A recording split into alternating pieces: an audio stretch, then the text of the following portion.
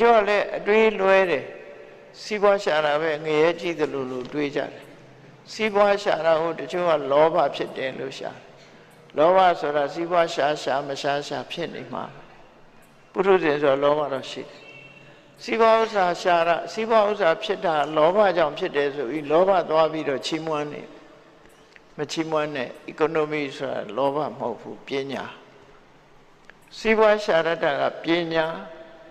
ကြိုးစားတာကဝိရိယလောကလူတွေချမ်းသာကြွယ်ဝတယ်ဆိုတာကံရဲ့အထောက်အကူပေါ်မှာကြည့်ပြီးတော့ပညာနဲ့ဝိရိယအသုံးချလို့ချမ်းသာတာဒါပေမဲ့တချို့လူတွေကလောဘကြောင့်ချမ်းသာတယ်လို့ထင်တာလောဘကြောင့်ကတော့မချမ်းသာဘူးလောဘကြောင့်ဆိုရင်တခိုးတမျှပဲဖြစ်မယ်လောဘကသူများပစ္စည်းရကြနာပဲရှိတယ်လေသူရှာရတာမှမဟုတ်တာဘူးအဲ့ဒါကြံ့ကြံ့ဖန်ဖန်ကြောက်တဲ့လူကရှိသေးတယ်စီးပွားရှာလို့ရှိရင်လောဘနဲ့စီးပွားရှာတာမို့ငရဲကြီးတယ်လို့ထင်သေးတယ်မကြီးပါဘူးပုရုဇဉ်ဆိုတာတော့အကုသိုလ်တော့ရှိတာအကုသိုလ်ရှိတိုင်းငရဲကြတယ်လို့မှမဟုတ်တာဒါမို့အကုသိုလ်ကိုခွဲတဲ့ပါယကပ္ပနိယအပယ်ချတဲ့အကုသိုလ်ကတစ်မျိုးအနပါယကပ္ပနိယအပယ်မချတဲ့အကုသိုလ်ကတစ်မျိုးအပယ်ကိုချစေနိုင်တဲ့အကုသိုလ်မှာအပယ်ကိုချတာနော်ခဏလိုသူများသက်တွေတတ်တယ်သူများဥစ္စာခိုးတယ်ဆိုတာတွေကြတော့အပယ်ချစေနိုင်ငါးပါးသီလလုံလို့ရှိရင်အပယ်ချဖို့မရှိဘူးပေါ့နော်လောဘရှိုံနဲ့တော့ပယ်မချဘူး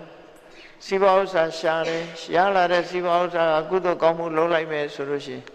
နတ်ပြည်တောင်ရောက်သွားလိမ့်ဦးမယ်နော်တချို့ကလည်းအတွေးလွဲတယ်စီးပွားရှာတာပဲငရဲကြည့်တယ်လို့တွေးကြတယ်စီးပွားရှာတာကိုတချို့ကလောဘဖြစ်တယ်လို့ရှာလောဘဆိုတာစီးပွားရှာမရှာဖြစ်နေမှာပုထုဇဉ်ဆိုလောဘတော့ရှိတယ်စီးပွားဥစ္စာရှာတာစီးပွားဥစ္စာဖြစ်တာလောဘကြောင့်ဖြစ်တယ်ဆိုပြီးလောဘသွားပြီးတော့ချီးမွမ်းနေမချီးမွမ်းနဲ့ economy ဆိုတာလောဘမဟုတ်ဘူးပညာစီးပွားရှာရတာကပညာကြိုးစားတာကဝိရိယလောကလူတွေချမ်းသာကြွယ်ဝတယ်ဆိုတာကံရဲ့အထောက်အကူပေါ်မှာကြည့်ပြီးတော့ပညာနဲ့ဝိရိယအသုံးချလို့ချမ်းသာတာဒါပေမဲ့တချို့လူတွေကလောဘကြောင့်ချမ်းသာတယ်လို့ထင်တာ